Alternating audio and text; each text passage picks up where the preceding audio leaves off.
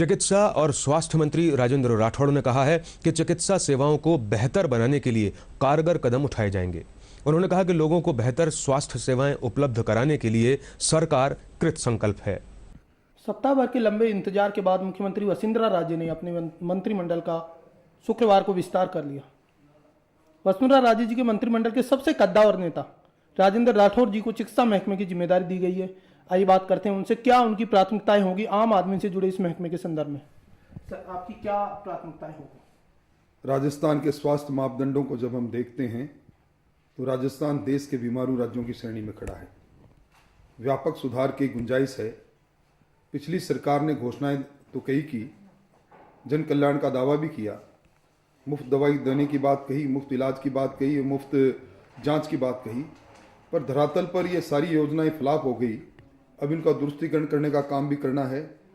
स्वास्थ्य सेवाओं में गुणात्मक विस्तार के साथ साथ गुणात्मक सुधार हो, इसका काम भी करना है।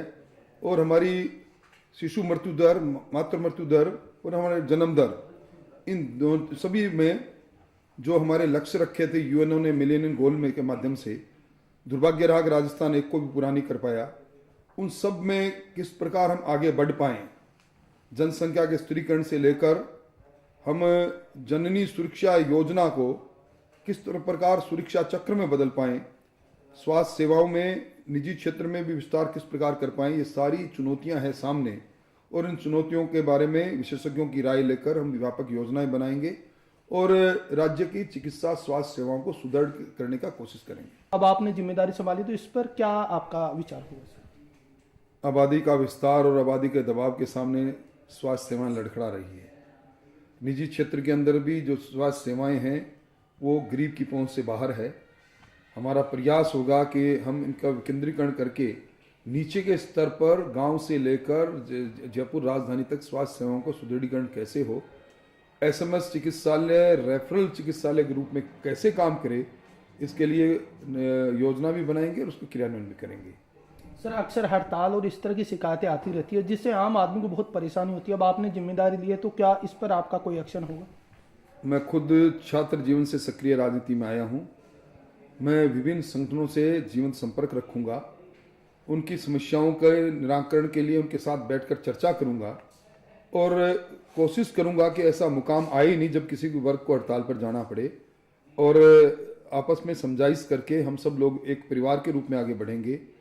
मैं खुद ये महसूस करता हूं कि मैं चिकित्सा स्वास्थ्य विभाग का मुखिया जरूर बन गया, परंतु मेरे पास अनुभव भी और ज्ञान एक साधारण चिकित्सक से भी कम है। इसलिए उन सब के ज्ञान और अनुभव को बांटकर एक परिवार के रूप में इस विभाग को आगे ले जाने की कोशिश करूंगा। सर, ग्रामीण इलाके के और दूर दराज के जो रिमोट सेंस एरिया, वहाँ भी आज भी चिकित्सकों की समस्या सामने आती है। पोस्टिंग करते हैं तो फिर ट्रांसफर होकर आ जाते हैं। तो इस जो समस्या है उससे निजात पाने के लिए मंत्रालय की क्या योजना है? इंसेंटिव और डिसइंसेंटिव दोनों कामों को साथ में लेना पड़ेगा। आज जो चिकित्सक के रूप में मेडिकल कॉलेज से निकलकर समाज में आता है, उसकी प्राथमिकताएं सेवा के अलावा धन अर्जन की हो गई। इसलिए निजी क्षेत्र के अंदर अपने इस चिकित्सा सेवा को व्यवसाय में तब्दील कर देता है। आवश्यकता इस बात की है कि हम किस प्रकार आज के समय के साथ साथ चिकित्सक को बेहतर सेवाएं वो दे पाए, इसके लिए उसको क्या इंसेंटिव दे पाए, इसके बारे में विचार करेंगे। अब मुझे कुछ घंटों पहले ही मंत्रालय मिला है। इस मंत्रालय में कई पेचीदगियां हैं। 108 एम्बुलेंस से लेकर मुफ्त दवा, गुणवत्ता की दवा मिले और नकली दवाइयाँ और सब स्टैंडर्ड मेडिसिन, ये सारी चुनौतियां हैं। ड्रग कंट्रोल ऑर्गेनाइजेशन को ठीक दुरुस्त करने की आवश्यकता है। इन सब काम को करेंगे। सर, जो आपने बात की अभी जो गिरोह सक्रिय है, बहुत सारी जो फर्जी दवाइयाँ आ रही है, इनके मामले में हमेशा कुछ न कुछ इश्यूज आते रहते हैं मीडिया में, तो आपने पहले ही इस बात पर गौर कर फरमा दिया, तो क्या आपका एजेंडा है? देखिए, आज राज्य के किसी हिस्से में चले जाओ, चलती बस में भी अगर आप कहोगे कि आपके सर दुख रहा है या पेट में दर्द है, तो कोई ना कोई बस का यात्री खड़ा होकर कह देगा कि ये दवाई ले लो। झोला छाप चिकित्सक से लेकर और विशेषज्ञ चिकित्सकों तक की श्रृंखला है और एक इस प्रकार की इलिसिट क्लास है जिसके साथ मिलकर इस पूरी सेवाओं को सुदृढ़ करना एक चुनौती भी है। मैं इसको स्वीकार करता हूँ।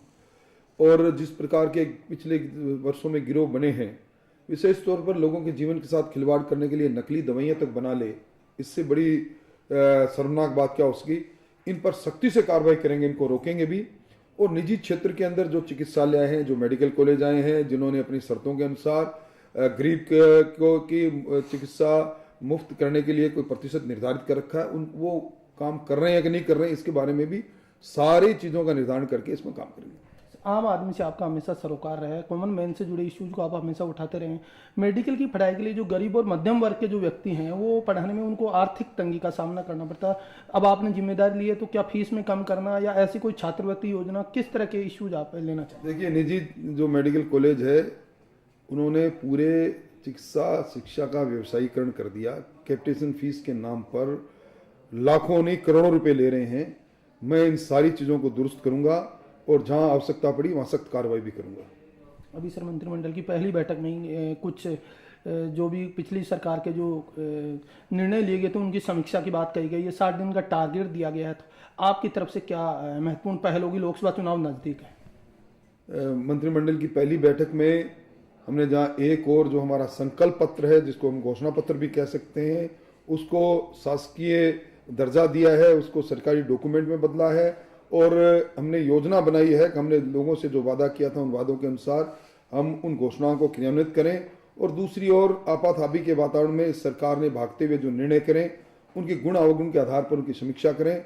एक मंत्रिमंडलीय उप समिति बनी है जिसमें मैं भी सदस्य हूँ, आदरणीय गुलाब चंद जी कटारिया और कालचंद जी सराफ और अरुण चतुर्वेदी है। आज हमारी मैराथन बैठक हुई है, 3-4 घंटे बैठक चली है और अगली बैठक मंगलवार को हम करेंगे और इन सारी की समीक्षा करके प्रत्येक निर्णय पर कोई राजनीतिक दृष्टि से नहीं, पर राजस्थान के जनता के हित में लिया गया फैसला है या कुछ लोगों के हित में लिया गया फैसला है, इसकी समीक्षा करके उस पर भी कार्रवाई करेंगे। तो ये थे राजेंद्र राठौड़ साहब, जिन्होंने साफ तौर पर माना कि चिकित्सा महकमे में जो भी खामियां उनको दुरुस्त करते हुए आम आदमी के हित से जुड़े हुए निर्णय को प्राथमिकता देंगे। OP Yadav, TD news, Jaipur.